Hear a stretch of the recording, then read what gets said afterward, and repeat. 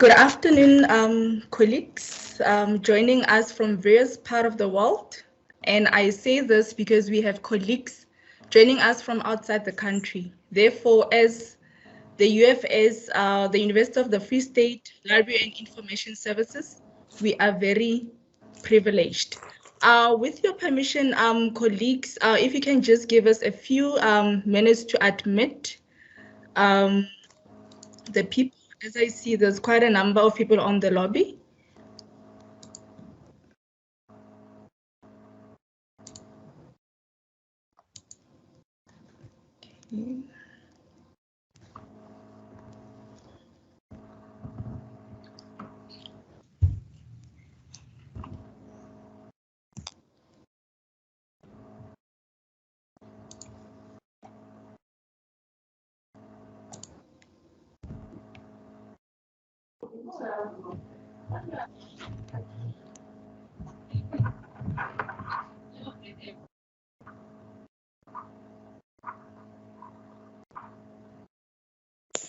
Okay.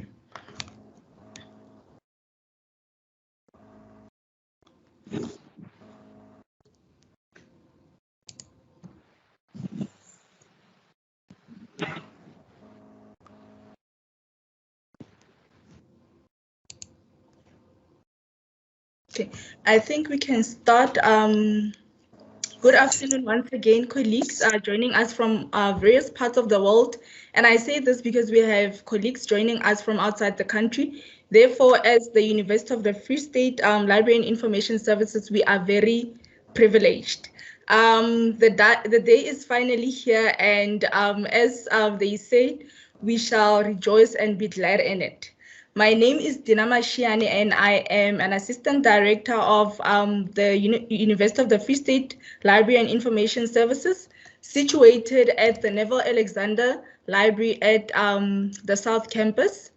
First, to give a bit of background, this is a discussion where we'll be engaging in dissecting fake news anatomy to understand this phenomenon further. In commemorating Youth Month during a time of crisis, it is befitting to engage in matters that are affecting youth and those around them. This discussion has been inspired by the daily exacerbation of fake news created and distributed in various channels, more particularly on social media platforms. The discussion aims to address and answer questions such as what does the impact of fake news have on social media usage and the youth, and also who is responsible in curbing the spread of this infodemic, and also what can be done to sensitize and raise awareness to the communities to guard against the spread of fake news, including the consumption of fake news. And lastly, what are the conspiracies behind fake news? But these are just some of the questions or issues that we'll be addressing. Hopefully they'll be more based on the engagement with the panel members. And colleagues, as the University of the Free State LIS, we are privileged to have a panel that consists of individuals from diverse backgrounds and fields for this particular discussion. And our panel members consist of Dr. Collence, who is a lecturer and researcher in the field of information sciences. We also have Lisanda Nazo and Lwandile Shezi, who are students at the University of the Free State. We also have Dr. Mvuzo Ponono, a lecturer in communication sciences at the University of the Free State. And lastly, Mrs. Catherine Langsford, a national chairperson of LITASA, which is the Literacy Association of South Africa, and she's also a PhD candidate at the University of Cape Town. Before we continue, colleagues, I'd like to hand over to the University of the Free State Library Director, Ms. Jeanette Mulopiani, to welcome everyone and to open this session officially. Over to you, Director. Thank you very much, Ms. Mashiani. I hope everyone can see me.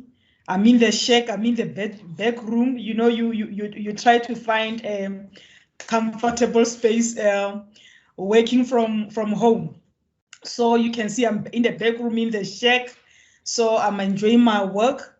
And I just want to welcome everyone on our virtual platform. We are really looking forward to a stimulating discussion.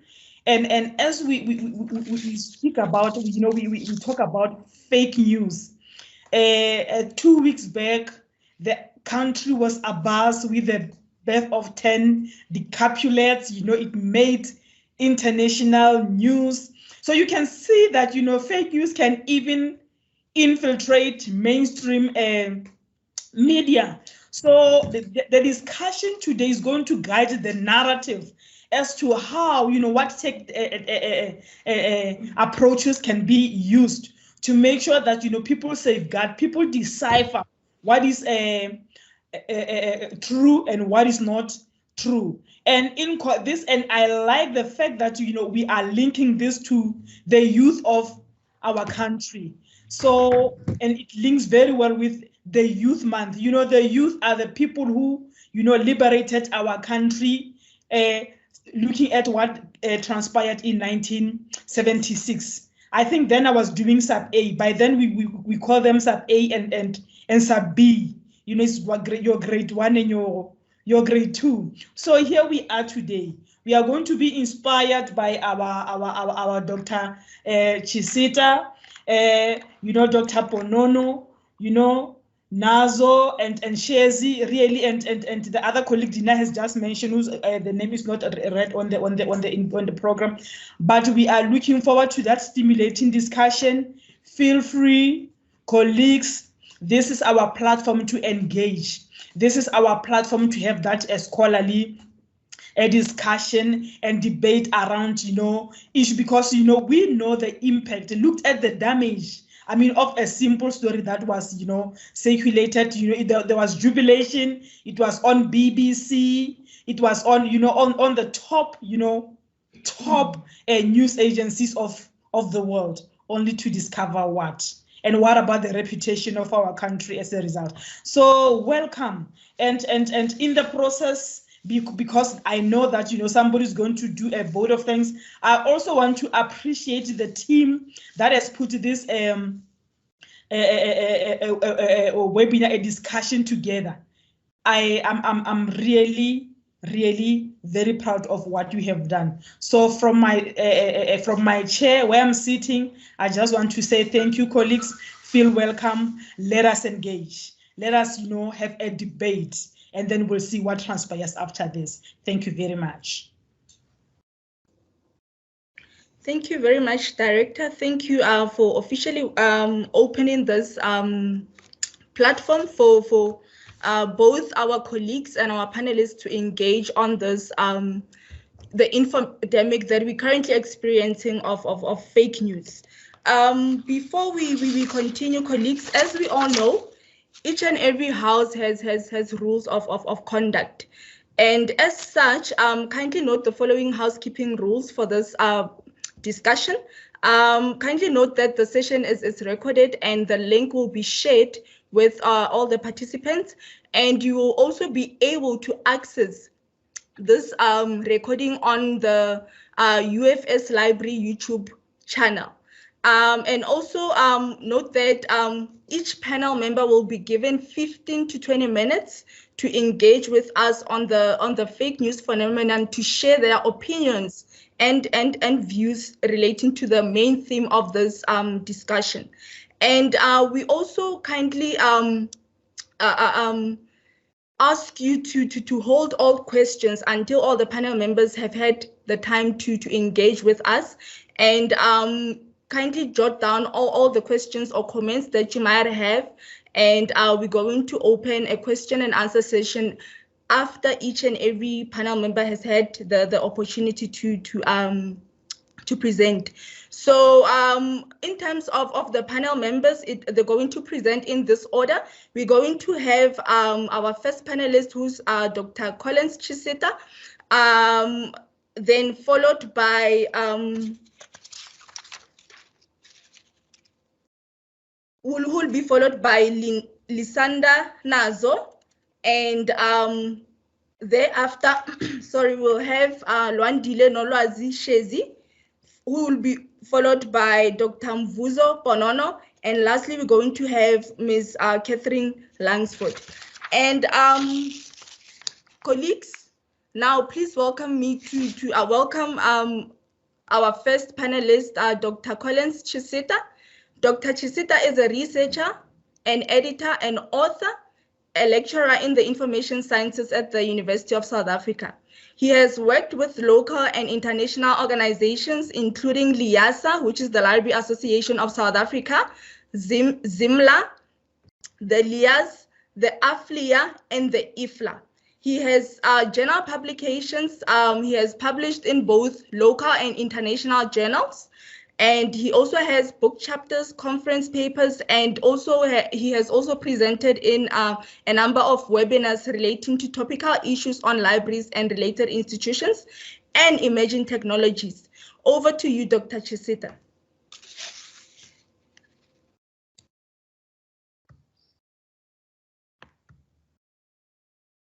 Oh, good morning, everyone.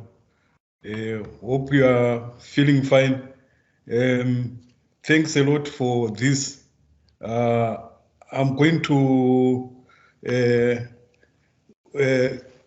present on this phenomenon of fake news, but mine is more of an epistemic overview of fake news and its impact. Generally, we can say that we are living in the information knowledge age, where the amount of information is so much that it overwhelms our abilities and our capacities to evaluate it, or also to manage it. It's an era whereby the speed and low cost at which information can be created, reproduced, and delivered has become so astonishing. It is also an age whereby information has become weaponized. And it's an age whereby we face what we can say numerous technological challenges with regards to, this overwhelming phenomena as evidenced by such issues like, technobesity, communication overload, information overload, and all the other overloads that are, characteristic of this particular era. And when we look at, fake news in social media, we find that social media is the in thing, and most of the youth, as well as various demographic groups, make use of these platforms to communicate, to also sharing ideas and etc.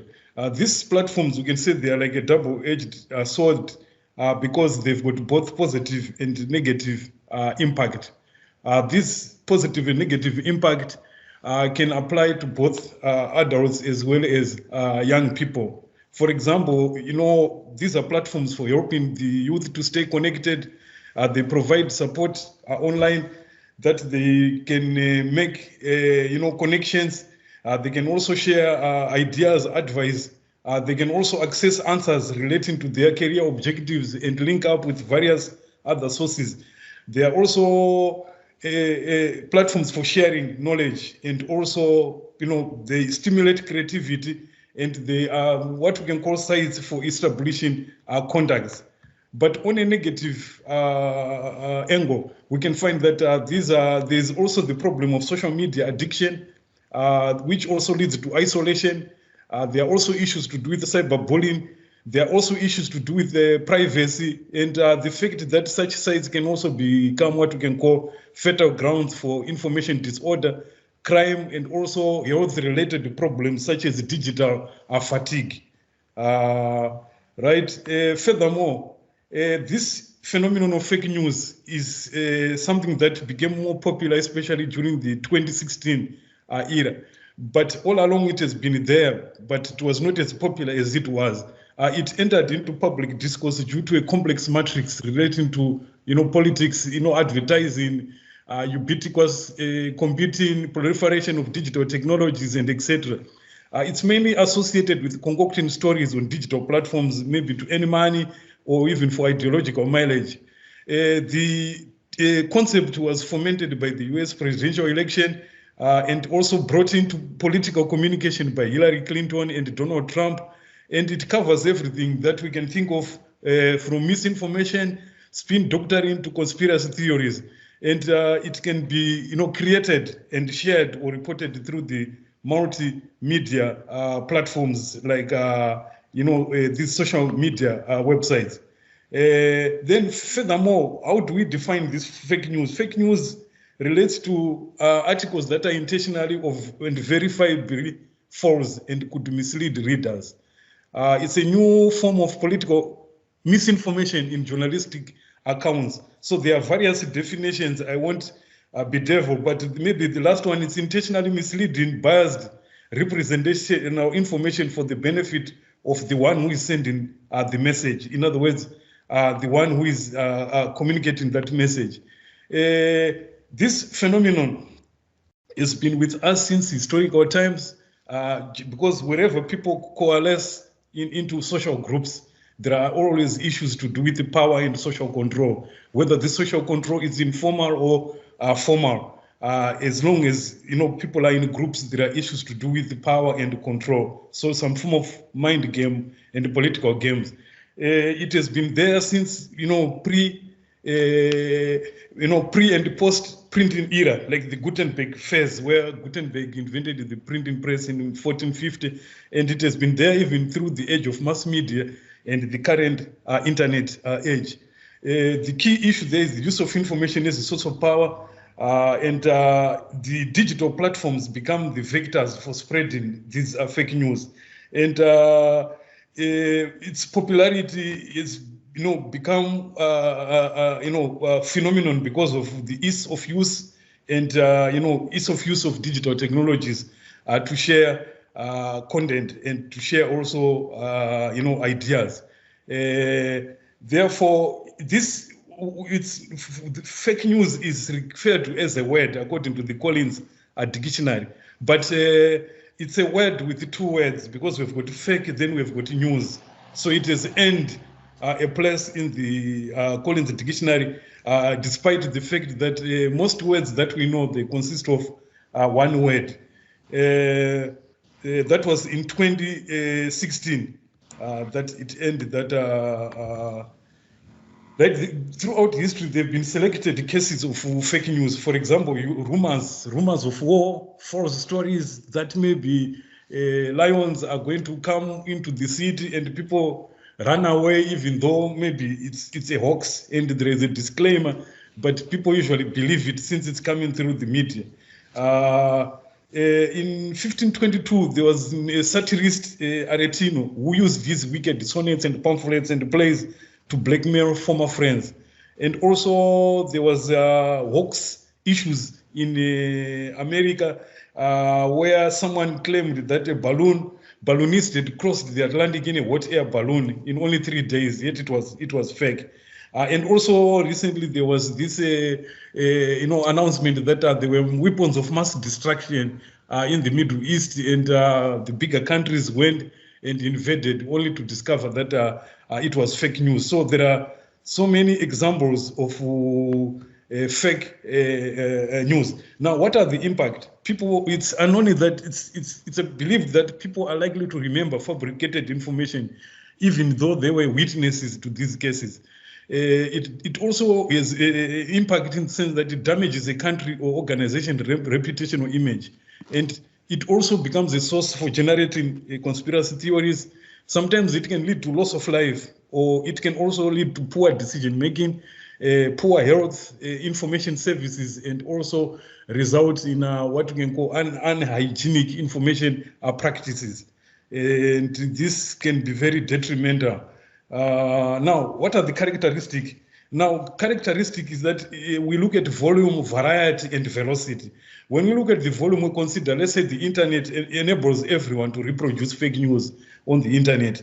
And the variety, we look at what are the types of fake news, like rumors, satire, news, misinformation, malinformation, whatever. Then velocity is that fake news, sometimes it's short-lived. It does not stay longer.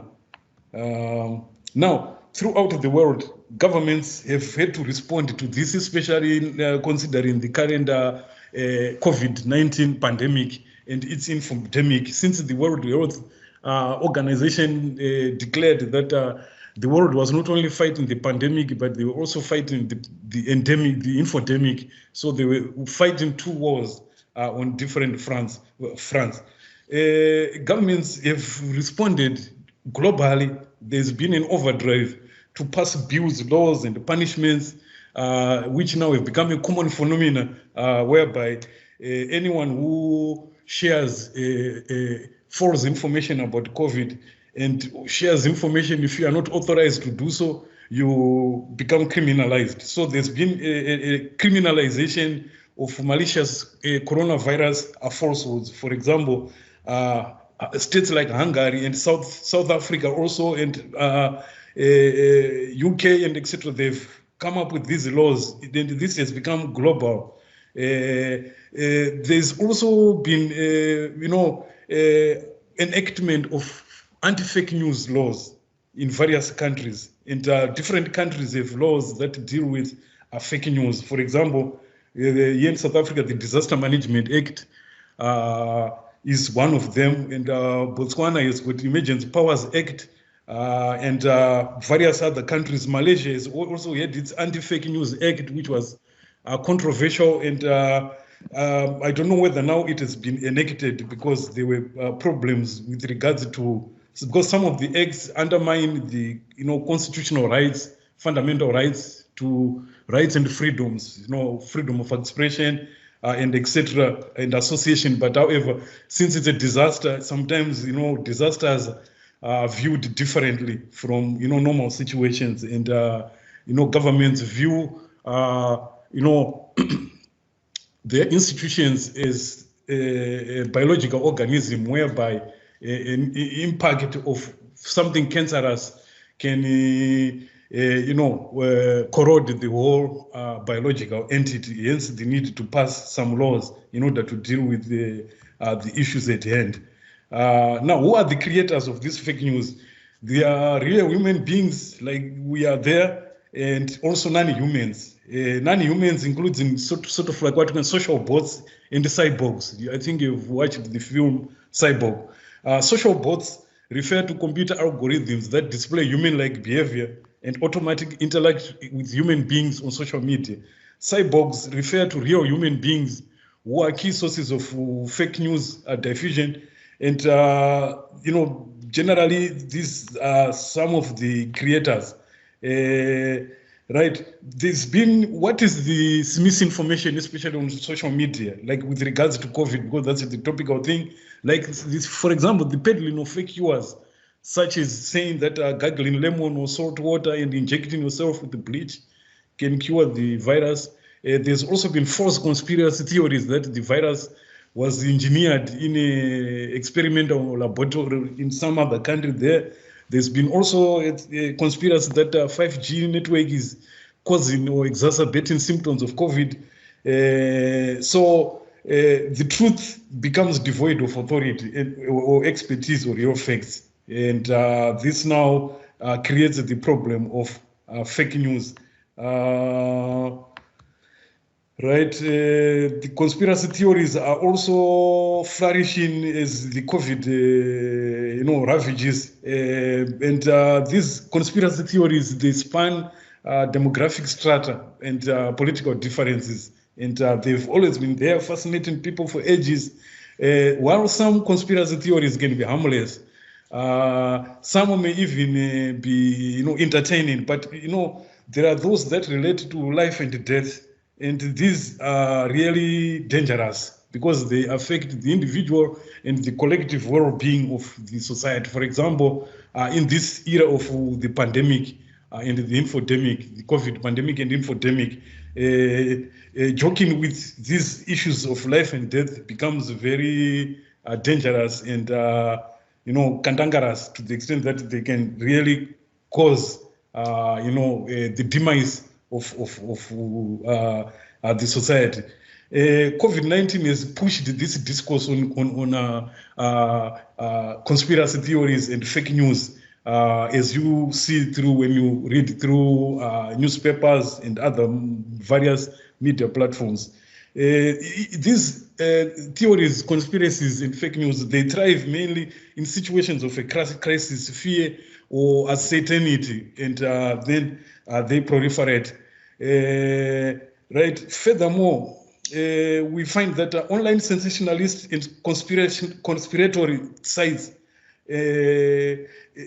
generate more engagement than reputable sources such as WHO or the Center for Disease and Control. People are more interested in the sensational and conspiratory information that they can get from these sites.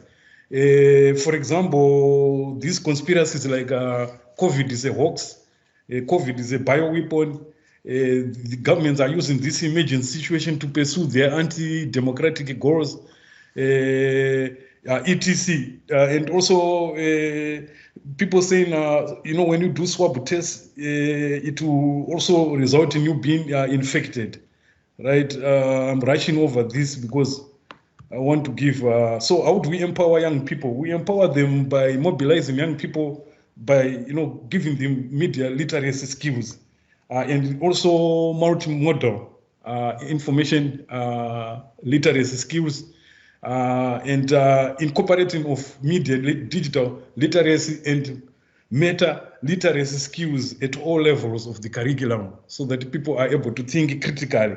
And also there's been a proliferation in the development of fake news toolkits, like IFLA has got one, and etc. And also there are internet literacy courses on how you can detect fake news. And we also find that apart from these strategies, we also have one of the most critical strategy is the meta literacy. This is all along we've had, information literacy, digital literacy, but meta literacy now is a new pedagogical methodology that instills critical thinking skills. And it resonates with other literacies, like let's say digital, social media literacy, visual literacy, transliteracy, cultural literacy, financial literacy, because it encompasses all the literacies, because it was discovered that dealing with an issue like the current scenario of the pandemic and infodemic, you needed a literacy which was more integrated and holistic. So meta-literacy is that integrated and holistic literacy that has been adopted and is being recommended, so that it's not only taught at adult age, but even at kindergarten age. Right. Now, why do we talk of place emphasis on meta-literacy? It provides a valuable alternative for weaponized learning in a multifaceted interconnected worlds like the weird wired world. It also promotes responsible use of social media, and it promotes ethical use, production, and critical analysis of online information. And it's an all-encompassing, tool or pedagogical method to deal with the problems of the current phenomenon.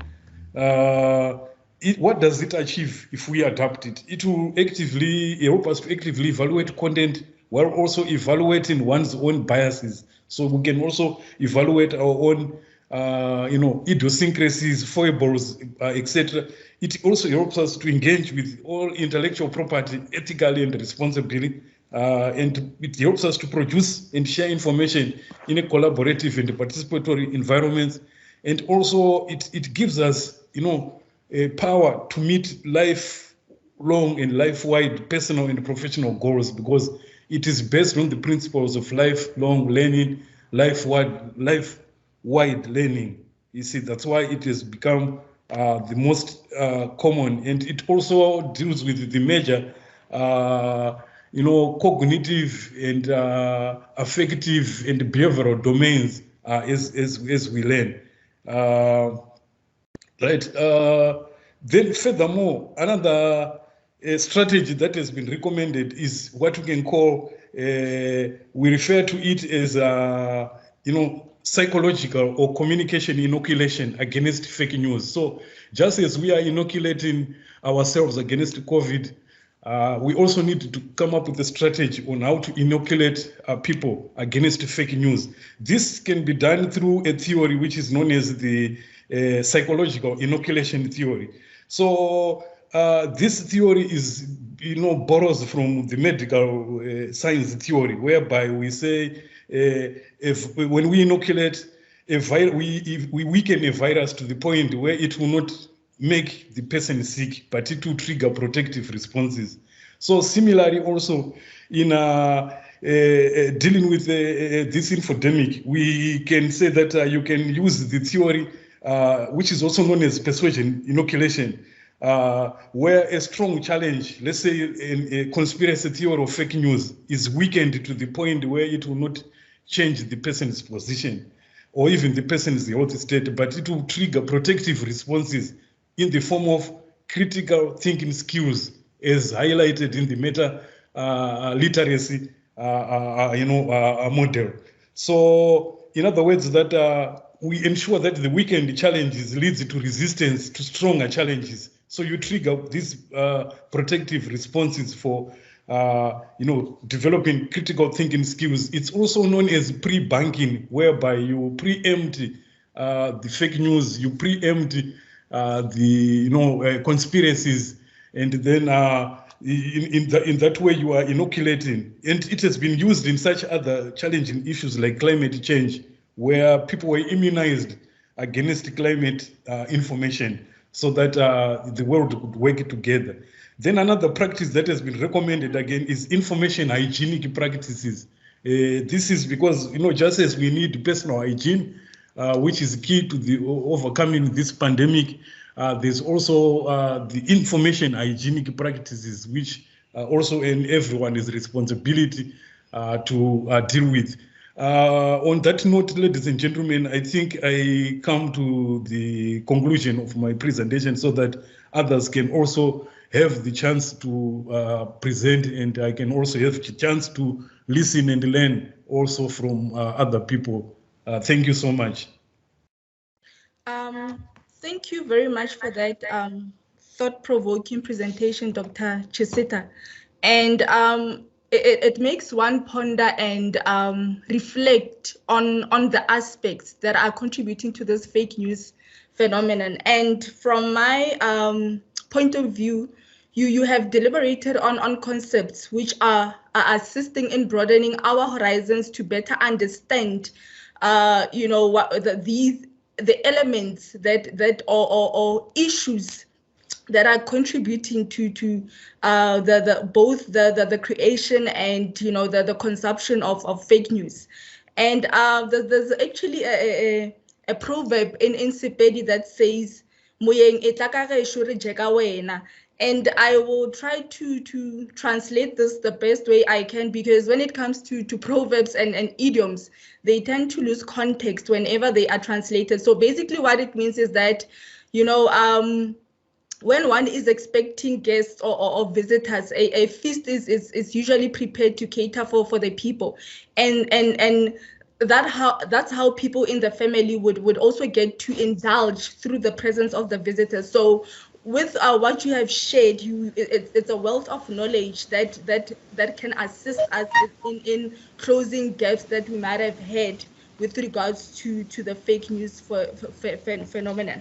And you also touched on regulations, the laws that can be implemented to regulate the spread of fake news. And it made me think of an article that I once read, where the authors were arguing that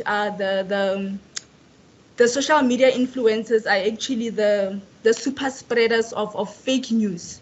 So there was, and there's this lawyer who was, deliberating on, and he stated that there should be laws that are regulating, the social media influencers, because they have quite a lot of as they get to engage with a lot of people, so they have influence over a lot of people, and sometimes they can, from my own perspective, I feel like sometimes they exaggerate, I also agree with the authors that they are super spreaders of information, of fake news, sorry.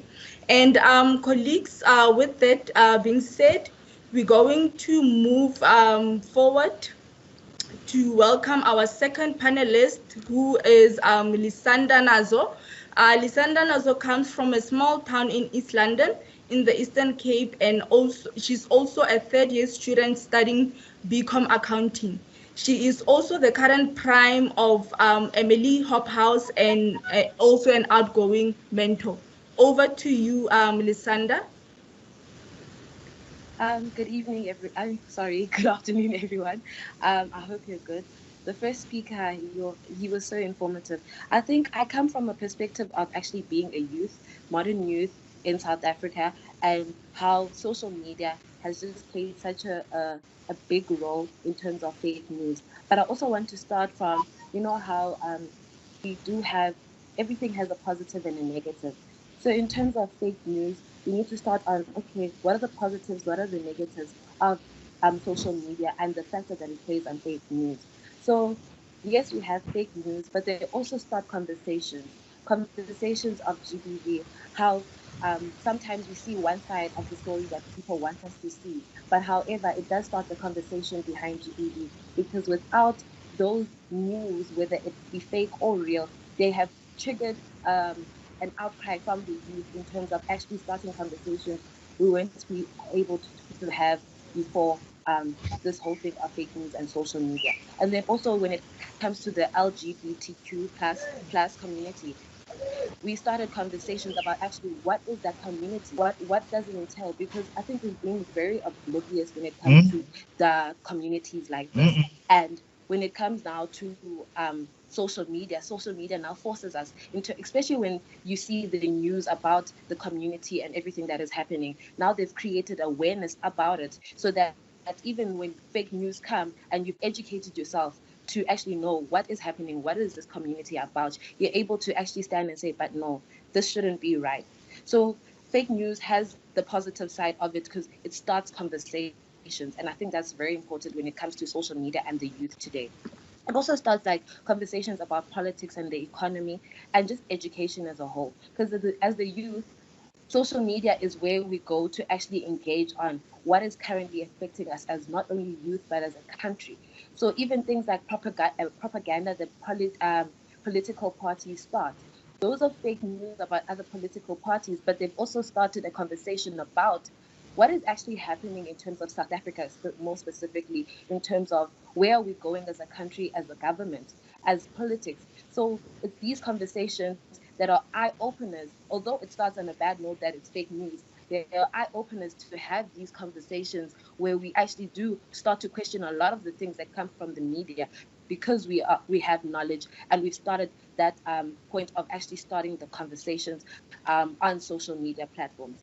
We also acknowledge that fake news has negative impacts of it, because especially when you touch on social media influencers, they set some sort of like a pressure or standard to the youth in terms of how they post particular things, how you should measure success as a youth in maybe South Africa. You need to have expensive cars, you need to have a certain degree, you need this and that. And then it creates some sort of pressure to the youth that in order for you to think that you're successful, you need to have a certain way, a certain standard. And it's fake news because they don't actually show the whole thing of what is success and how is actually measured.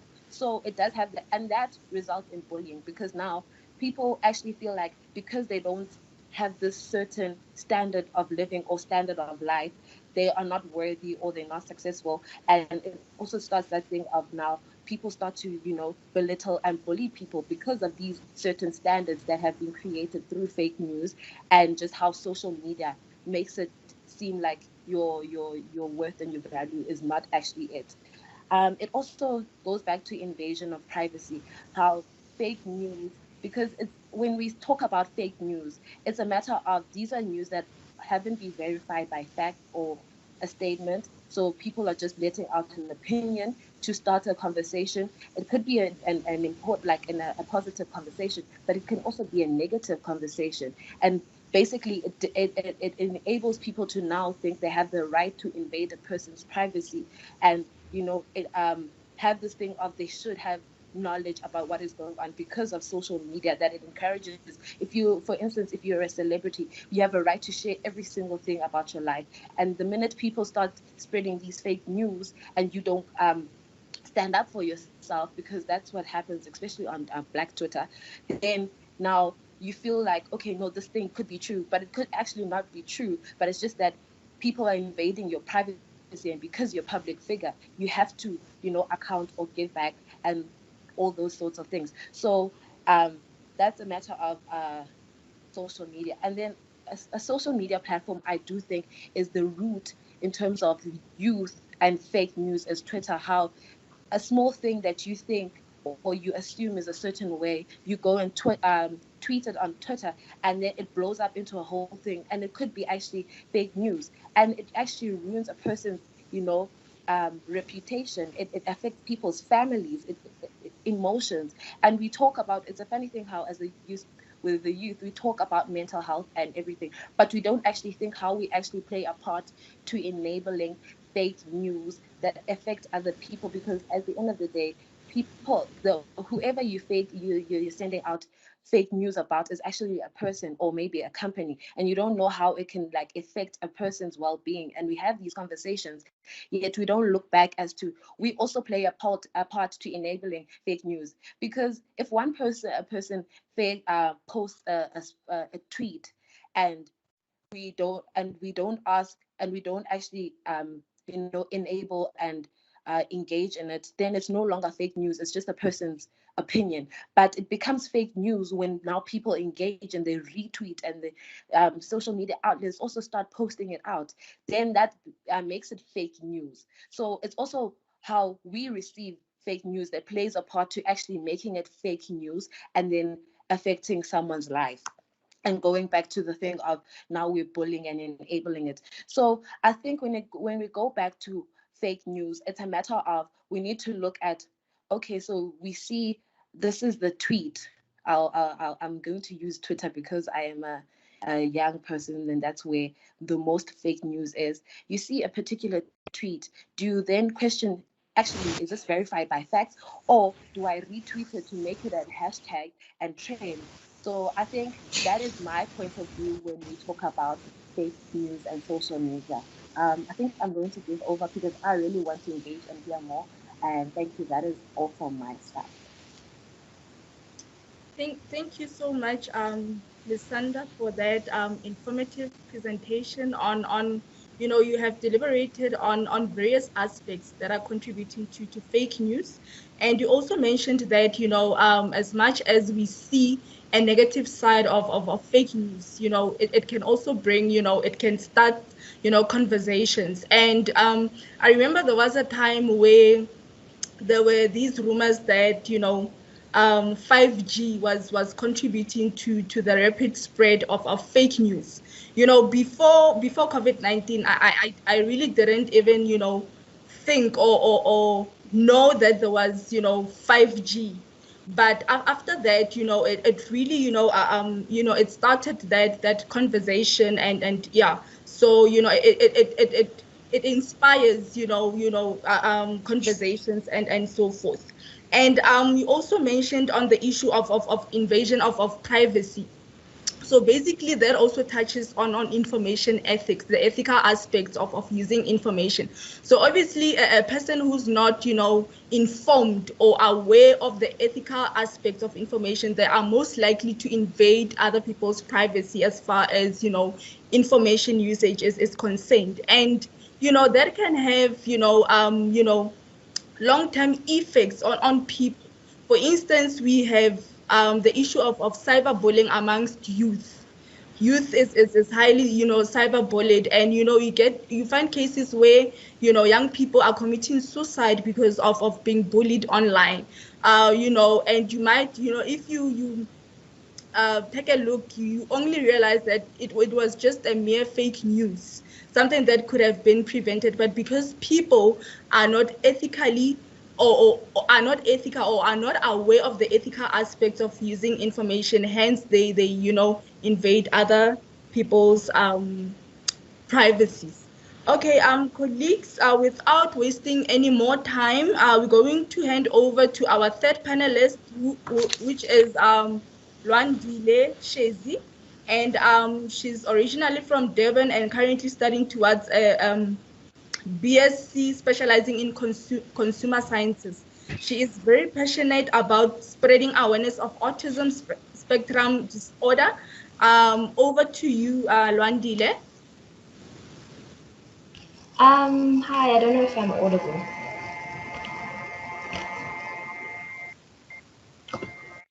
You are okay, we can hear you.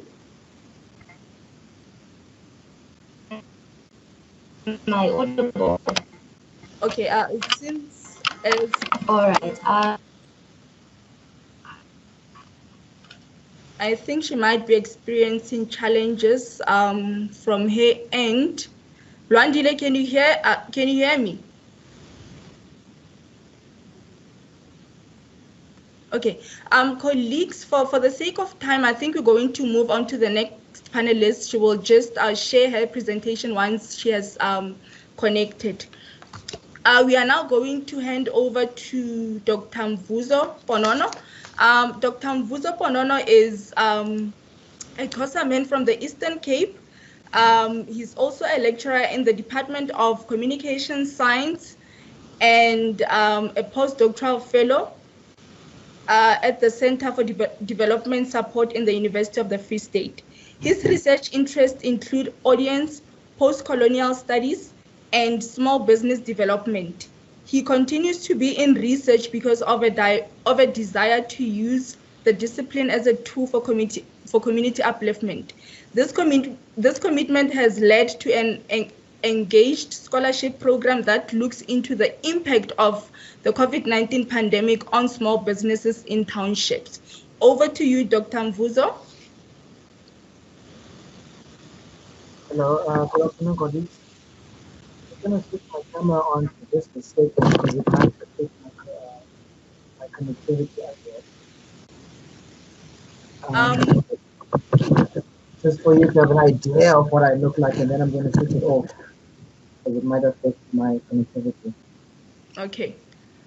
Okay, let me get started, not to waste time. I think I come with a very critical perspective when it comes to fake news. I can understand the fact that it is a scourge, it is harmful, and it's something that we have to deal with as a society because it can just create great harm, as Dr. Jessica pointed out. I must also point out the fact that I don't have too many ideas in terms of how to curb it, who's responsible for its spread, and its impact on the young. I think those are various research questions that need to be looked into. What I'm going to talk about, what I want to focus on, is that my starting point is something that Dr. Chisita again pointed out, the fact that there seems to be a tendency of treating this as a new phenomenon, something that just emanated, I think, in 2016, and then was further brought into the public domain in 2020 with the coronavirus.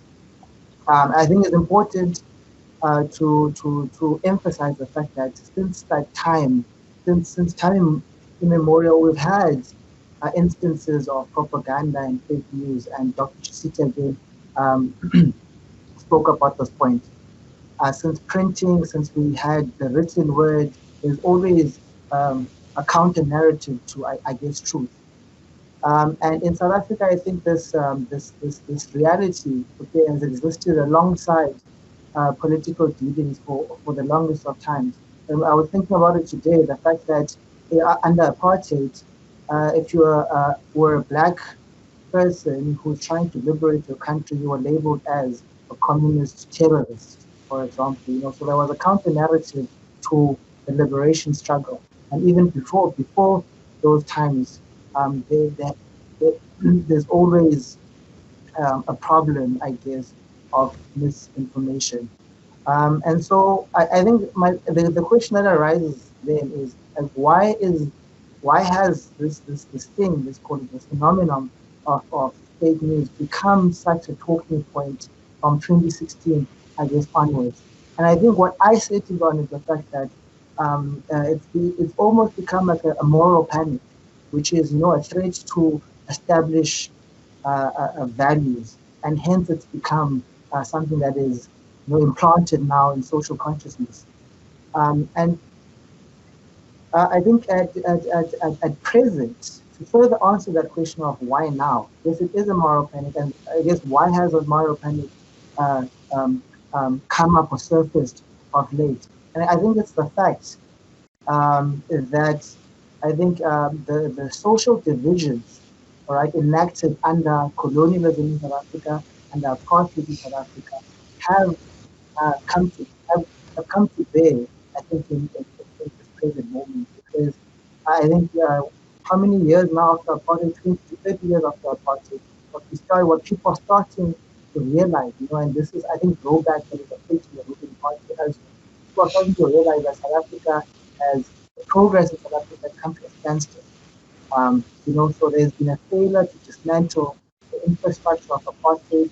Um, Divisions are worsening, there's greater stratification, there's a growing inequality between races and also between, black people in South Africa. There's growing divisions there. And so with that, what then that leads us to, I think, that sense of panic, which can be misleading in a way, because instead of diagnosing the problem, of we haven't really dismantled, still largely living with our past, um, we tend to then hold on to, I guess, the phenomenon and say this is the problem, fake news is the problem, instead of diagnosing the fact that actually this problem of fake news comes from the fact that there's so many divisions, so many competing narratives in our society. So misinformation is, yes, a scourge that we battle, like, I think, throughout existence. But I think what I'm trying to impart is the fact that the panic is because our reality now is reflecting these deep social divisions that we live with. And so there are narratives and counter narratives, because I think with divisions like this, you get like different social worlds. We live in one South Africa, right? And we want to have a sense of like harmony and a sense of we all belong to this one society. But the reality is, when you look at it from post-coloniality, is the fact that we've got so many social worlds. There's levels to the society. And something to bring us home that I like using is what former President Thabo Mbeki diagnosed. I think that um, way back since 1998, when he said that there's a sense of two South Africas. There's one where the middle class and upper classes exist, and there's another one where the working class and the lower classes are. But if you go further in terms of such a concept, you'll realize that there's not just two South Africas. There's a couple, probably three or four, because of the many divisions. And so because of that, each of these social worlds live with a certain a narrative in terms of these are our heroes, these are and these are our villains. So if you take someone like Jacob Zuma, for example, and currently, he's just being sentenced to uh, a year and a half, I think, in jail. So Jacob Zuma can be someone, as much as he might be someone's villain because of how He ran the country, and the fact that some see him as the architect of state capture is also someone else's liberator, someone else's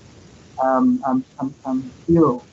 And this is because, as I've said, of these narratives that are embedded within the country, and which have their starting point um, as colonialism and post-apartheid. And so there are so many different ways of understanding this the social reality where we currently are. Where this one person, for example, can believe competing ideas. And in saying this, it's not to say that there aren't examples of fake news just being bad and being harmful for society. There are such instances. For example, I think a perfect story that encapsulates what I'm trying to say, what I'm trying to get at, is the example of the 10 babies that made headlines recently. So that story, for example, is a classic. It's an example of what misinformation, just bad journalism. All right, but I think the conversation that has taken a life of its own after the discovery that there isn't such a happening is the fact that some people see Peter Mpedi as a hero because he's exposed um, some things. And then on the other side, uh, people are condemning him because, rightly so, he went with a story that was proven to be patently false. So it could be easy on one end to really just dismiss the story and say it's an example of bad journalism and should be treated as such. And maybe the industry dealing with a person who seem to be wrong. It could be a simple case of that, but in South Africa, it's not that simple. It now it comes out as an issue of competing narratives, all right, because of what I've just pointed out, the fact that different social worlds have different ways in which they try to understand reality. So my takeaway from this is that until we start dealing with the divisions wholeheartedly, I think we are going to get these instances of fake news and them not, and this type of news not just being about um, people writing false information, but these compete, but the fake news being rather about competing ways of understanding like the world. So yes, I agree with suggestions of literacy programs to educate people about like the dangers of this and literacy programs to I try to get people to be more critical when reading the news. But I also believe in that people have the agency and most of the time do engage with news in that sense. All right. So we can't condemn people too much for, I think, believing in something. All right. Because, and that's not to say that they don't have the skill set to read news. It's just, as I said, they exist in a world where it could be true that Jacob Zuma is the victim and he's just not being persecuted by political foes. And so I think more than anything, and I like the fact that this is connected to a youth month and the youth. I think more than anything, what is needed to I think combat the more harmful aspects of fake news is dealing with the divisions. And I think tackling head on the fact that there's inequality, there's unemployment. What are the programs we are going to put in place to make sure as South Africa's democracy progresses, what we try to curb are the social divisions. I think up until we get to that point and we try to dismantle apartheid infrastructure, until the point where we try to lessen the amount of inequality and get more people jobs and get people starting businesses, we are going to live in a world that has deep divisions and a proliferation of fake news, because there's instead of harmony in the society, there's a greater instances of social conflict. Okay, thank you so much. Thank you very much, Dr. Bonono, for that thought-provoking presentation. And you touched on a different angle that, most of us are not actually, familiar or realize as something that is impacting on the the spread of fake news. You mentioned that, as long as we still have inequalities or disparities in our societies, this the fake news phenomenon will always be a part of us. And in terms of gains as well, as much as there are negative and positive aspects of fake news, other people tend to gain as well. Like, for instance, taking into consideration, you mentioned the bad journalism, that journalist who published the story of 10 babies. Most of us, didn't know that, there was someone called Peter, but he got exposure through that story. So basically, I also believe that, he gained exposure as well. So thank you very much for that as well.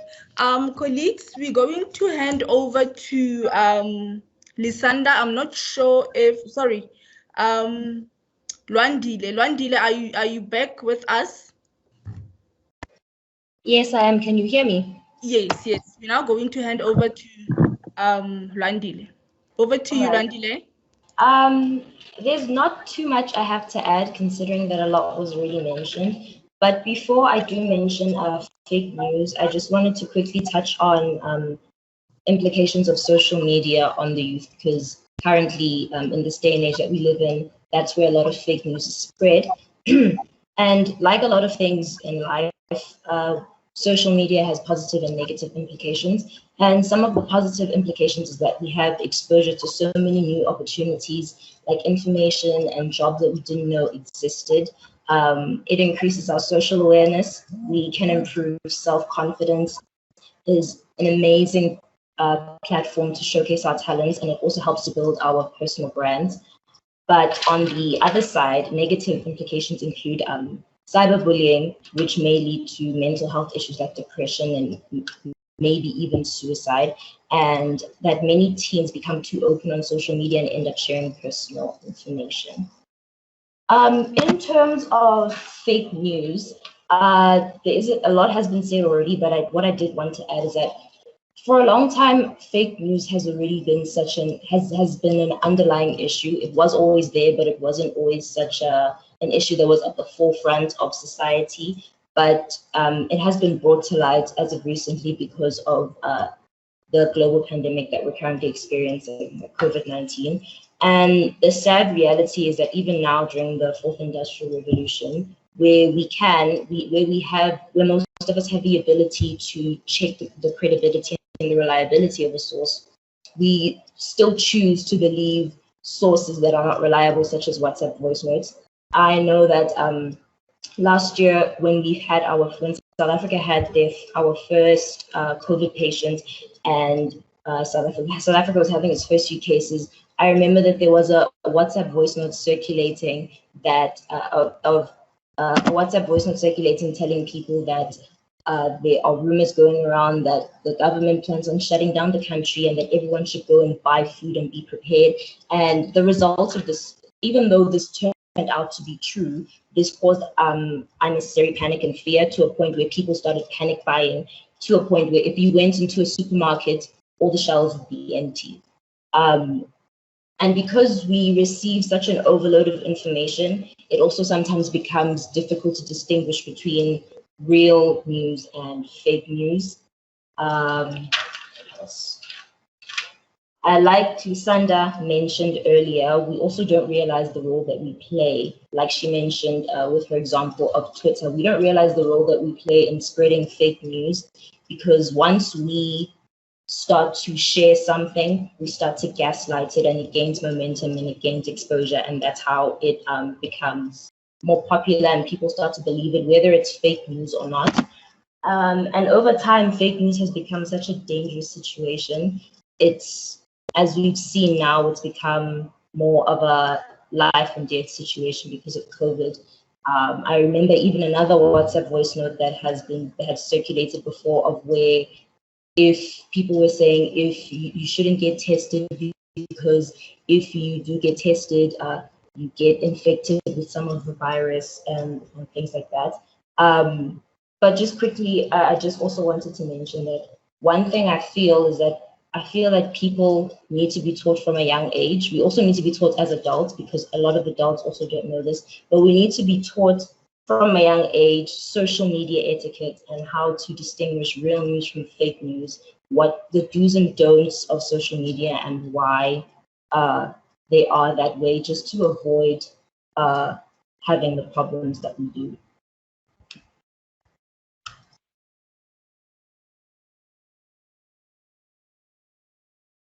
Lwandile?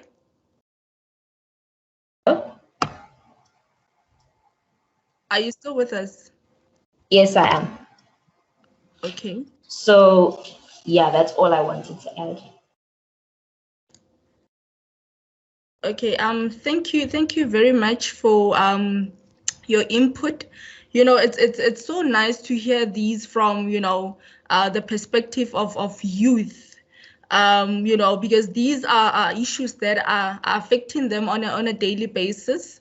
And Lisanda also mentioned that, you know, on Twitter, both of them, Lisanda and Lwandile mentioned that, you know, since most of them are on Twitter, you know, that's where, you know, most of these fake news are distributed.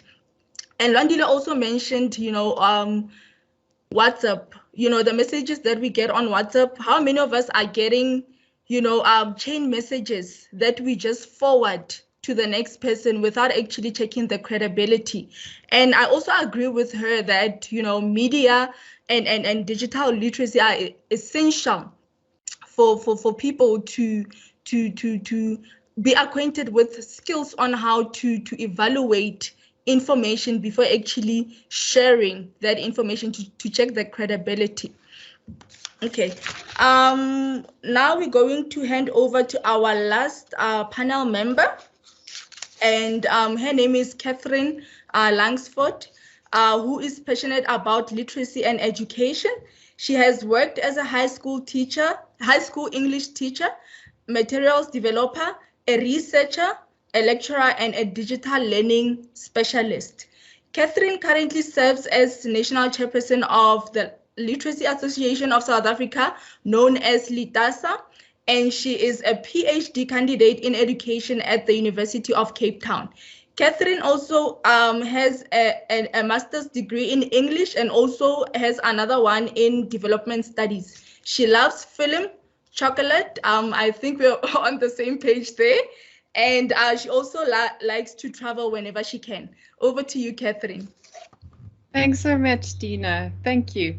Yeah, this is such a stimulating session and so many excellent points that have been made. So I think I'm just going to elaborate on a couple of them because so many have been covered already. I think for me, I want to come at this conversation from the issue of prevention. I think we've heard a lot about what people's experience of fake news is and the aftermath of fake news, I suppose, in a sense.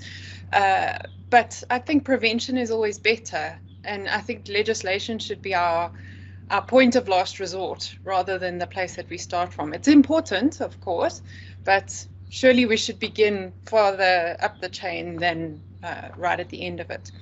And I think I want to ask a difficult question, and I would like us to consider the difficult question of whose responsibility is it to educate people about fake news and about information and media and digital literacy, because it's very easy for us to say there should be programs, people should be teaching this, it should be important, but who should be teaching this?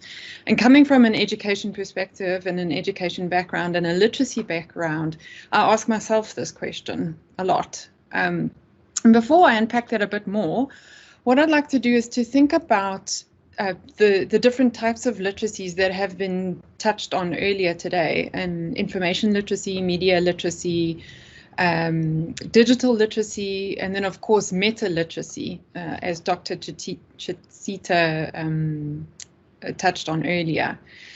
Because I think there are small but important differences between them, and we often are not aware of them, or we are not considering those differences, and that can impact how we look at fake news and look at the education that can help to prevent the spread of fake news.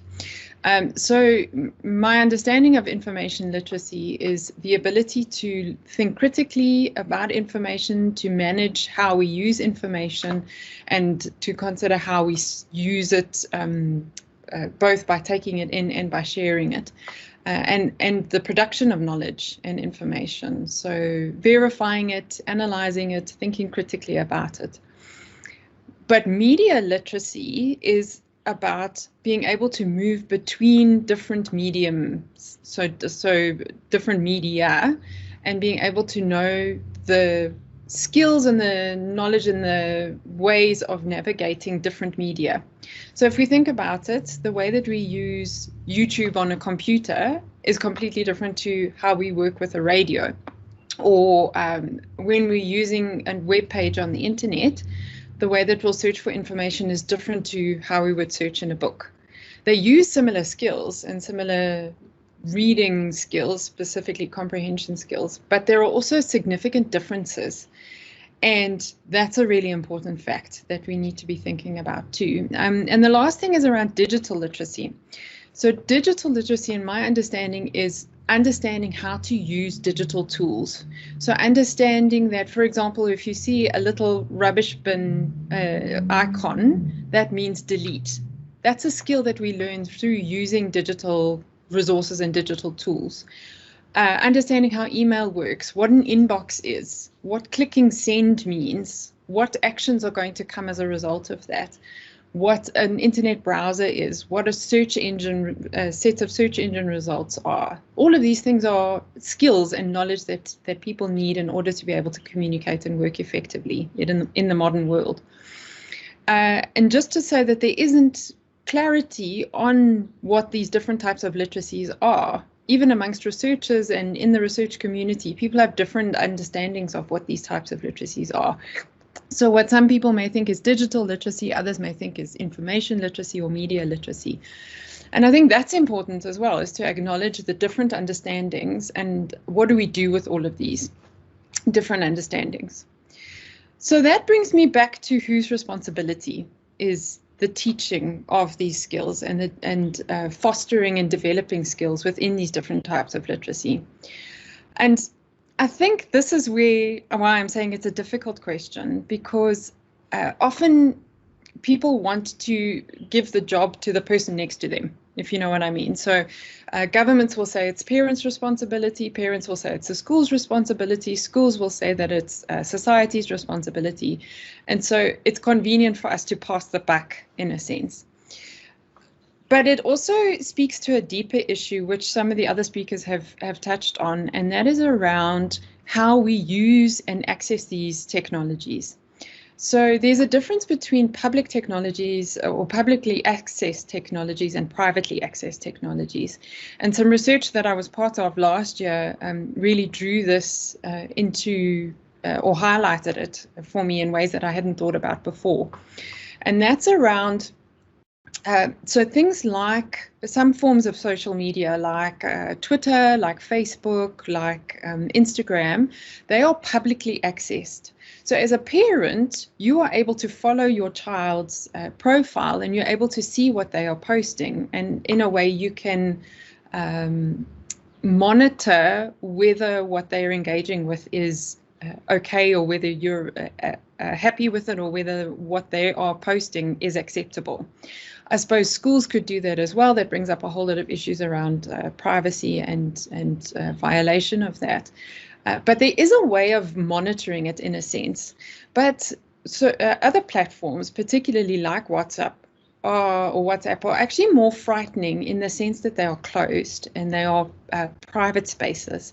So as a parent, you can't always join a group that a child is part of, or you can't be part of the conversations that your child is having without doing it in a way where you ask them to show you their phone and you actually go through the messages, or if you do it by accessing their phone without their knowledge. Again, there's huge issues around privacy and about protections and that kind of thing. But those spaces are hidden in a sense, and they're actually more concerning, I think, for the youth, because WhatsApp is so widely used, and it is easier to access in that you often get WhatsApp bundles, or people can afford to use WhatsApp, but it's an area that we can police less, or we can monitor less, and that's a greater concern for me about the spread of fake news. So those are, yeah, something to think about. The other thing that we also often do is say, oh, the younger generation, they're digital natives, they just understand. They pick up a phone, or they pick up an electronic device, and they just know what to do. But actually, there's a lot of research that shows that they don't. They might understand the digital literacy aspect of it, so how to navigate the thing, how to find settings, how to change things. But those information and media literacy skills, they don't have. They do need direct instruction on that. And so they aren't able to just naturally verify information or analyze it or apply critical thinking. And those are skills that need to be taught. So again, I come to the question of whose responsibility is it? So if we say it's the responsibility of the school, if it's the education department's responsibility, then there's a whole lot of questions that we need to ask around how are we going to do this? And obviously the curriculum is a huge issue. So where does it fit into the curriculum? Should it be part of a language class? Should it be part of a special subject that we create? Is it something that should span across all of the subjects? And how are we going to do that then? How are we going to write that into the curriculum, if that's the way that we should go? Should it be an additional subject that we create? What are the implications there in terms of staffing and time in the curriculum and developing a whole new subject within the curriculum? And then there are the deeper issues that come out as well around infrastructure.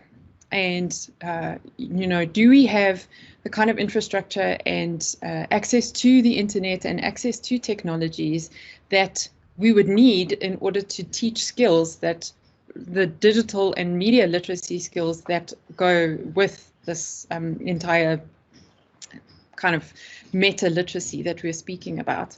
And that's a big issue, because we know we're very familiar with the digital divide in this country. We are very familiar with difficulties around accessing the internet and accessing technologies and different societies, as a previous speaker was speaking about, and how we access things in different ways in South Africa according to the sections of society that we belong to. And so if we really want to engage with this issue, and we really want to teach digital literacy skills and information and media literacy skills, we're going to have that discussion. And it's not an easy discussion, and it's not an inexpensive discussion, and it's not a short-term discussion. So again, whose responsibility is it to do this kind of work? I think if we believe that it belongs within the education system and within the education department, then there's another issue around professional development. As I was saying, we often believe that young people are digital natives, they'll just understand how to use these technologies, and they don't. But then that also begs the question of, do the adults who are teaching them understand the technologies themselves and have the information and media and digital literacy to be able to show younger people how to engage with these literacies and how to develop these literacies? And often the case is not. So some of the findings from our research last year showed that the platforms that adults are on, particularly Facebook and WhatsApp, are not always the platforms that young people are on. And so adults are feeling comfortable with particular forms of technology and particular types of social media, but those are not the social media that young people are on. Therefore, they don't have the knowledge and skills to develop young people's abilities to understand the social media platforms that they are using. So there's an issue. And there's also, I'm sure those of you who are on multiple forms of social media or multiple platforms know that there are slight differences between them and different ways that people engage. And so it's not just to say, well, we can just teach one set of skills and everything will be okay across the board. It's not like that. And in fact, fake news is only one small section of disinformation and misinformation. And some skills are transferable, but some skills are very specifically needed for the different types of misinformation and disinformation. And being able to read it across different platforms and know how to deal with it is different across different platforms.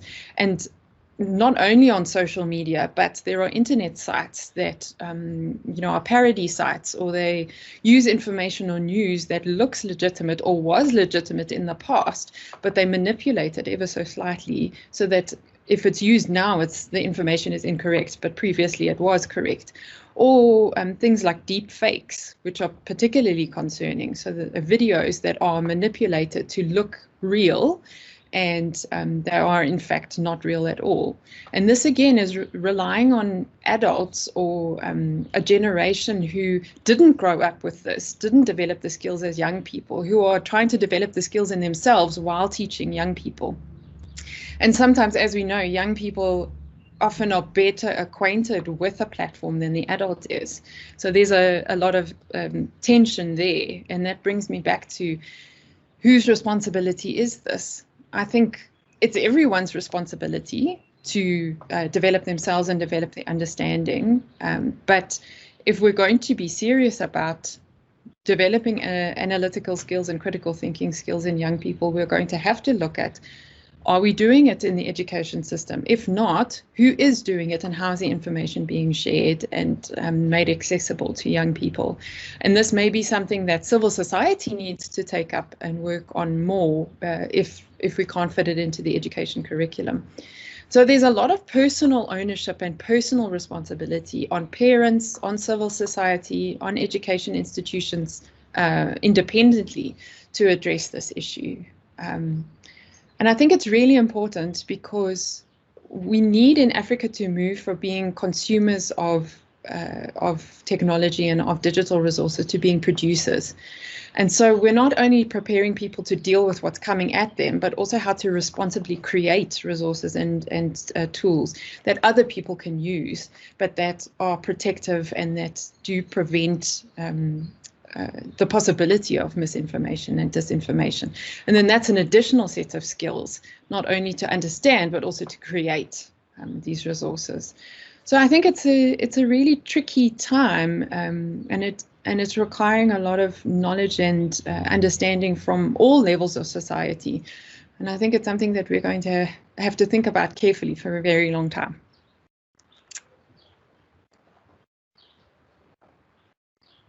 Thank you so much, Catherine, for that thought-provoking presentation. And in terms of the media literacies that you touched on, indeed, I agree with you that these terms, the terminology for these literacies, they are used interchangeably, which then leads to misunderstanding, because what I would find is what I would define as a digital literacy, another person can see that as a media literacy. And you also touched on the issue of resource, lack of resources, disparities. That also takes us back to what Dr. Ponono deliberated on, that how do we then start to engage on matters such as, digital literacy skills, whereas, we are so much overshadowed by, the digital divide. There's a lot of disparities, and how do we then start with, how do we start the conversation of inclusive education in terms of these literacies, whereas there's so much disparities in our society. So that makes one ponder on what still needs to be done for us to reach a level where we can say we are now ready to educate the society in terms of various literacies that can curb the spread of fake news. Okay, colleagues, all our panelists have deliberated and shared on their experiences. So now we are going to open the floor to everyone who would like to engage with our Panel members, you can unmute yourself or you can use the chat option to engage with the panelists. The floor is now open for questions and comments. Okay, I see there we have Nkosi. Nkosi, the floor is yours. Okay, thank you, Tina. I would like to engage with Dr. Chisita's presentation. There were those interesting strategies that can be used to weaken the impact of fake news. It mentioned them, it unpacked them a bit, but when it came to the last one, which is information hygienic practices, I think he ran out of time. I would like some more clarity on that one. Would he unpack that a bit? Thank you, Rina.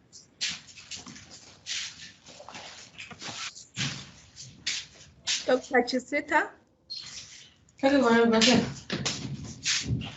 Okay, thank you. Thank you, Mr. Nkosi.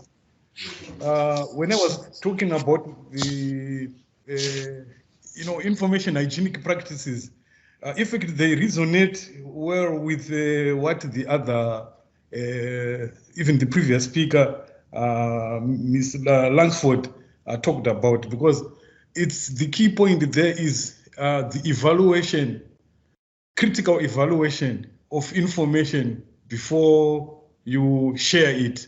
But it also includes, other things that have to do with information management, techniques that have to do with information management. When we clean information, when we distill information. So, but basically it's the practice whereby the key thing there is to be able to evaluate the information before sharing it or clicking the button to share. I don't know whether that suffices. Thank you very much, Dr. Chisita. It does, it suffices really. Thank you. Okay. Thanks a lot. Okay, thanks. Okay. Any questions or comments for our panelists, colleagues? You can unmute yourselves.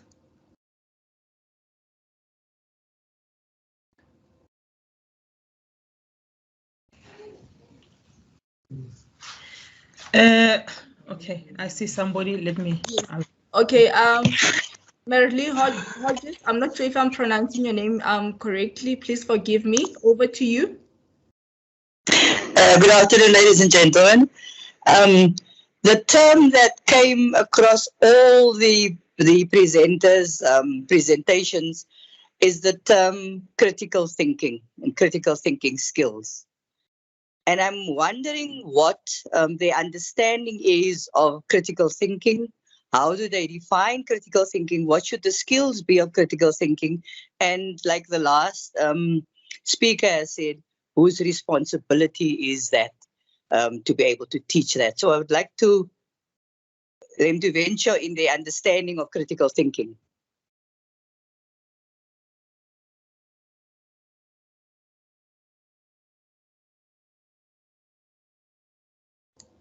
Okay, our panelists, can we have your engagement regarding that? Oh, okay. I will just start. Well, critical thinking is a skill that, when we interact with the text and any other media formats, be they sound, text, images, recordings, whatever it is, we see we are not passive recipients of information. I think if we go back to some fundamental theories like the reader response theory, it states that the reader or the viewer or the listener is not a passive recipient of any information, because they have their own cognitive, perceptive levels, which they bring into a discourse, and this help in the analysis of whatever meanings that they are engaging or phenomenon that they are engaging in. And that knowledge that they have helps them to interpret that phenomenon. So when we interpret or engage with the phenomenon, we don't go into that engagement with a blank mind or tabula rasa mind, but our mind has certain impressions that we have developed through time and space. So meanings are at various levels. You know, the connotations, the denotations, you know, surface, level, different levels. So it depends when we get or engage with a text. It depends at what level are we interpreting that text or that recording or whatever it is. At what level are we interpreting it? Are we only interpreting it at the surface level? Because there is more beyond the surface level. There is more beyond the text or the sound that we see as we go deeper. So critical literary skills or critical meta-literary skills are skills that enable you to weigh phenomenon, look at the negative and the positive. You are able to also, let's say, dealing with newspapers, you're able to know this is who owns this media house, what's the editorial policy, who wrote this story, do they have knowledge, what's their background in writing about this story, you see, etc. All those skills, they help in the interpreting of phenomenon. I don't know whether I can go any further on that. I think let me come in on the heels of Dr. Chesita and say that I think from my vantage point, critical thinking, as I said, I think audiences are not passive, as the doctor has said. Audiences aren't passive. And so I think we have to realize that inherently people are critical thinkers. And the reason why sometimes they choose to interpret is, and it's always within context, things in a certain way, is because there's a sort of some sense of gain to be factored in, because understanding a certain truth in a certain way is because of a sense of gain that can be accrued, and so what I would offer in terms of greater critical thinking. So my first point is that people are critical thinkers, and then secondly, there's I think literacy, as has been touched on, is important when it comes to and then encouraging people to be more critical.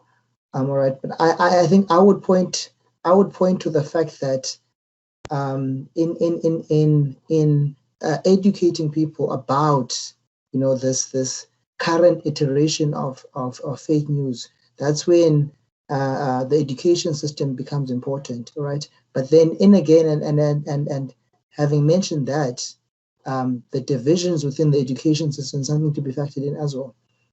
So you can educate people about this is sometimes this is fake news, this is clickbait, this is that. But people think within their social worlds, and so I think for me it then comes down to the fact that there's these like big social structures that we have to deal with, and encourage critical thinking within those understandings. But we have to do the work of breaking down those structures, because I think groups are held within silos. They're held within bubbles of information, and as much as I advocate for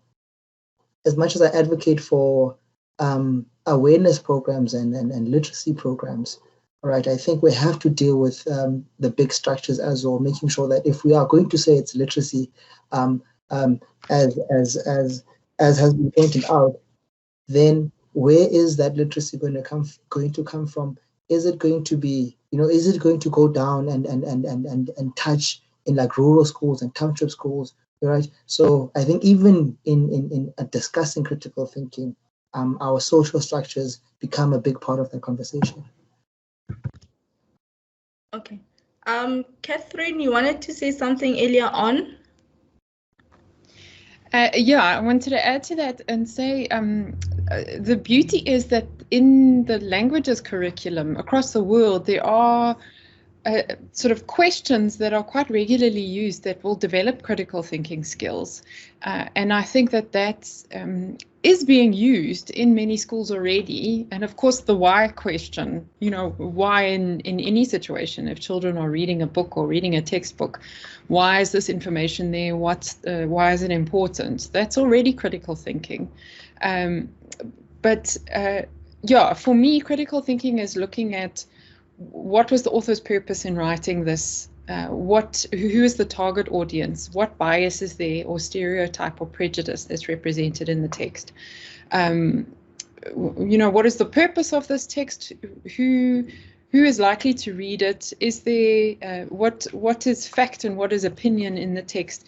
And a lot of these questions have been in language curriculums for decades already. It's not as if they haven't been treated.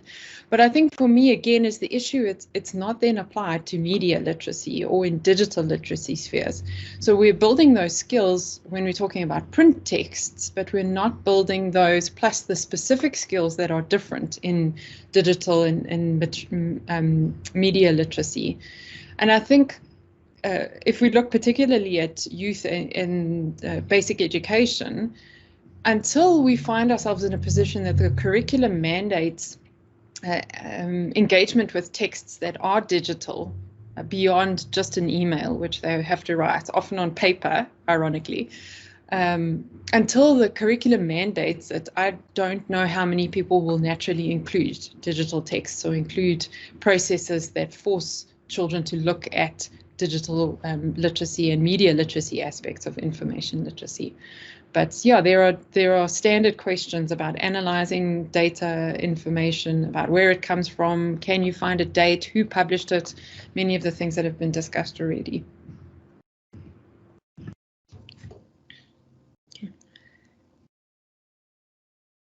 Thank you very much. Are there any questions, comments, colleagues? Jeanette, you wanted to say something earlier on?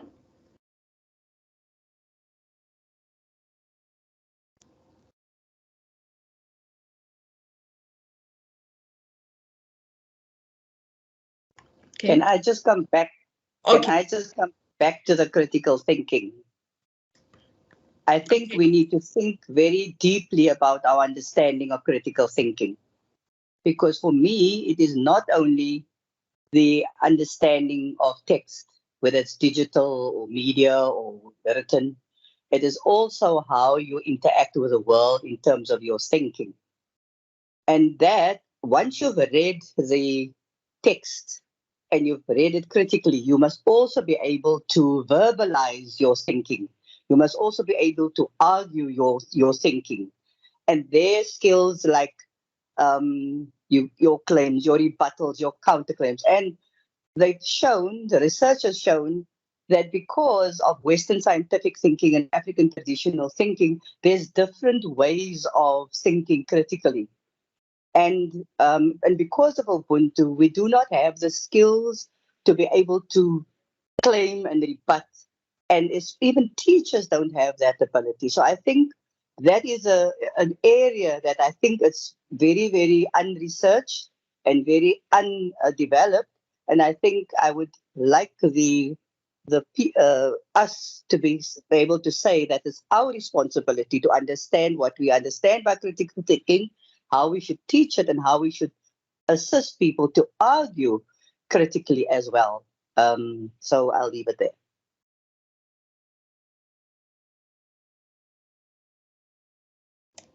Thank you very much for that. Is there anyone who'd like to engage on that further on the critical skills aspect?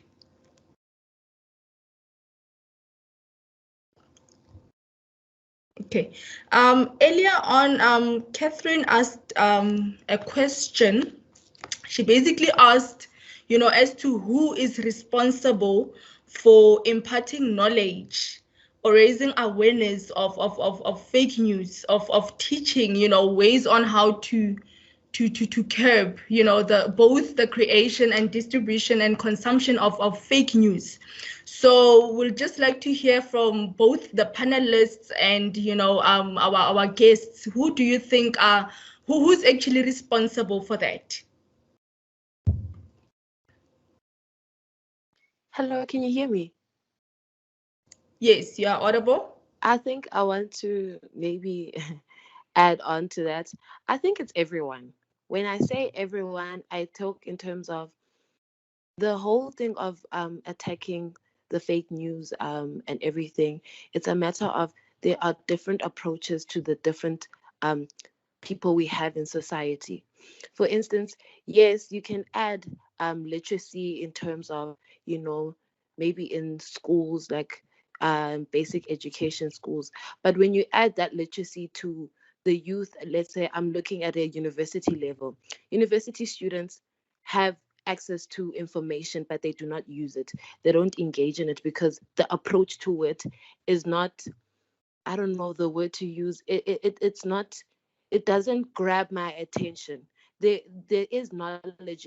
I'm hearing the doctor, he stated facts, things that have already been there. But as the youth, especially university students, we don't take it upon ourselves because now you're talking about I must go and research. So it's also about the approach. Yes, you can use that approach when it comes to basic education because the mindset there isn't, but I have an option not to actually engage.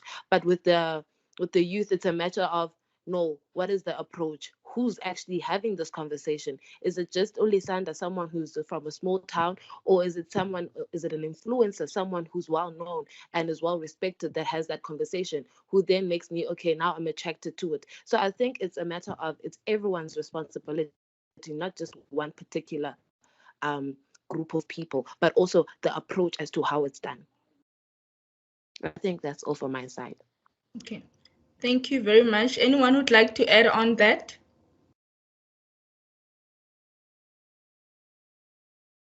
You can unmute yourself. Okay. Okay, yeah, I agree with the other speaker there, Nazo. I think education, these skills are part of education because education does not only take place in formal, environments, but it also formal and informal situations, physical spaces, digital spaces. So the other maybe critical issue there that is at stake is that while our society, there's been sort of like a barrier to intergenerational dialogue. You see, intergenerational dialogue, because intergenerational dialogue is useful in the sense that the aged and the young are different demographic groups, and when they interact, or there are platforms for their interaction, they can be able to empower each other with knowledge and skills pertaining to various aspects of life. For example, as the other speaker said, the young ones are techno-savvy, etc., but even though they lack the skills on evaluating information. So other countries are using these intergenerational platforms to promote, knowledge about fake news, so that you bridge the gap between the young and the old. And also the fact that, socialization, the education of an individual starts from the home. And even though it goes into other, secondary, institutions for socialization, like the digital space and etc. So strengthening the family, bond and stability, I think, is also another key, character. And also the fact that education is not a responsibility of one person. You know, from an African perspective, it's a responsibility of everyone in the community. So we have different stakeholders, the government, development partners, families, communities, etc., opinion leaders, and etc. So I agree that it's more of like a shared responsibility, since we are living in what we can call a zone of shared freedoms and responsibilities. Thank you. Thank you very much, Dr. Collins. I also agree with the speakers, and I've also been going through the chats, the messages on the chats. I also agree to a large extent that, it's not just for, only school teachers or librarians. It's for everyone in the society, because, there's a saying that, goes like, it takes a village to raise a child. So each and every one of us have a role to play, because at the end of the day, we are all affected, by this, the fake news aspect. So each and every one of us have a responsibility and a role to play in that manner. Any comments, colleagues, from the floor?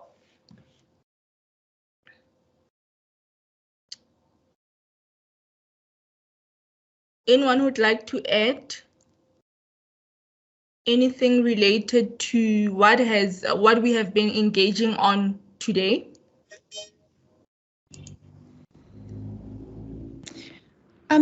Dina, can I add something around the role of media as well?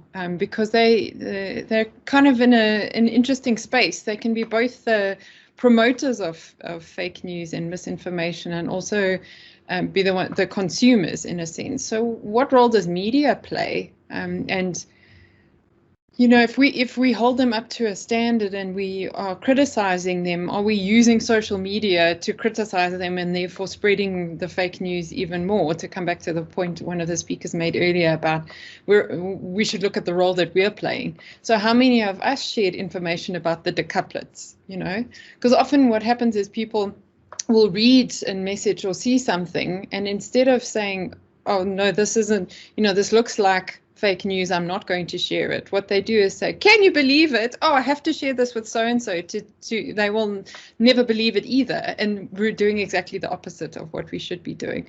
So we can criticize media, but what is our own role? And also, how are we engaging as the public with media around this issue? Exactly, that's true. I'm also guilty of that. I have shared, info, especially when it comes to the recent one, the 10, the twins. So, yeah. So all of us, as much as we are pointing fingers, we are also to blame in spreading fake news. Dr. Collins, I see there. I think that was a historical end. Hello. Oh, okay. Yeah. Any questions or comments, our colleagues, for our panelists? Hi, Dina. Thank you very much. Interestingly, at the beginning of the lockdown, we had a national state of disaster, and in it, it included that any medium such as SMS, WhatsApp, Twitter, videos, and other messaging on social media is prohibited. And I think sometimes we have a tendency to not, I think as a society, as a societal matter, not to deal with things until they are criminalized and later they become law. And I think in homes and in schools, in churches, we should begin to deal with the issue of fake news, because I think these things are distributed, and from time to time you'll hear that someone was defamed and eventually they killed themselves or something happened. So we have a duty as society to ensure that whatever we distribute there are systems where you are able to check it. Because I think we are so obsessed with likes or sensationalization on social media that once you see something, you want to be the first to actually pass it to the next person. And I think this is something that as parents we should begin to to keep it in homes. I mean, I've just mentioned in the charts that if you are going to buy your child, for example, a gadget that that will be able to distribute or access internet, there's a possibility that now they are going to begin to engage with certain things, and they are also are possible can be possible victims of fake news. So somehow we should maybe continue to talk, because I think it's a subject that is affecting mostly this generation. Myself being a little bit older, and generations that came before me might not be susceptible to these gadgets, but I think my son, who is 14 years, this is going to be a problem for him going forward, because now things are easy to share, easy to access. So somehow we should be able to deal with societal ills that are to come in the future. So our work now should be to say, as universities, as institutions, like I've already said, schools, churches, to say what is likely to come as a problem in the future. And I think the issue of fake news is distribution of fake news. Eventually, it will be criminalized, and later we'll see our young people with criminal records because they've shared something that they were not supposed to share. Thank you very much. Thank you, Marcus. Any other comments, colleagues?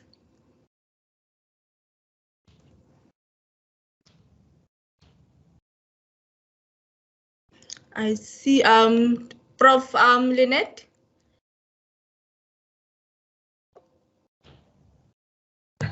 Dina, thank you very much. I just also want to throw something into the discussion. I think it's also important that we distinguish between fake news and less fake news, because I don't think anything is completely true. But then also to understand that we have different views and perceptions. Now, I think the problem comes in if we expect everybody to think alike. That is problematic. At the same time, when we take somebody else's views and perceive it as the gospel truth, that is then also problematic. So for me, there's a difference between views raised on social media and information shared as if they are facts. And because if we also do not entertain different viewpoints, that would be a sad day. But thank you for the session and thank you for the panelists. It was excellent. Thank you so much, Prof, for your inputs. Much appreciated. Any other comments or inputs, colleagues?